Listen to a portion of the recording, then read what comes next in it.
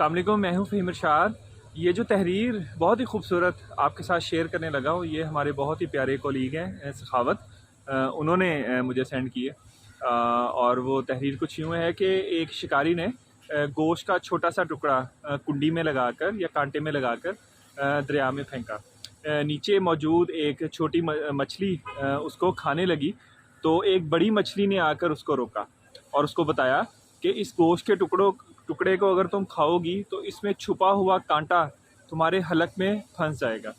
जैसे ही वो कांटा तुम्हारे हलक में फंसेगा तो तुम तकलीफ़ से तड़पोगी और बाहर निकलने की कोशिश करोगी, लेकिन तुम निकल नहीं पाओगी।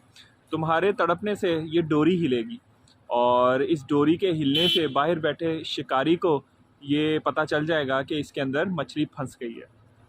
वो धागा खींचेगा, छुरी से तुम्हारे टुकड़े करेगा, तुम्हारे ऊपर मसाला लगाएगा, तुम्हें उबलते हुए तेल में फ्राई करेगा और 10-10 उंगलियों वाले इंसान जिनके 32-32 दांत होंगे वो तुम्हें मज़े लेकर खाएंगे।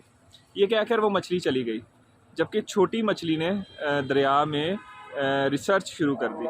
उसको ना तो वहाँ पर कोई शिकारी मिला, ना ही कोई खोलता हुआ तेल, ना मिर्च मसाले, ना ही 10-10 उंगलियों और 32-32 दांतों वाले इंसान। उसने कहा कि ये जो बूढ़ी और बड़ी मछली है ये तो अनपढ़ जाहिल है, पुराने ख्यालात की मालिक है, इसको आजकल के मॉडर्न दौर का क्या पता।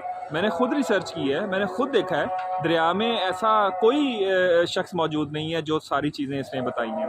ये तो बस बेहुदा से पुराने ख्यालात और गैब की बातों पे यकीन रखती है। आजकल मॉडर्न दौर है और ये पत्थर के ज़माने की बातें करती है।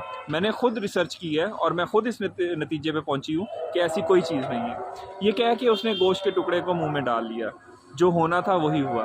गोश्त का टुकड़ा उसके गले में फंसा और शिकारी ने उसको बाहर निकाला और जो जो चीज़ें बड़ी मछली ने बताई थी उसके साथ वही सब हालात व वाक़यात पेश आए।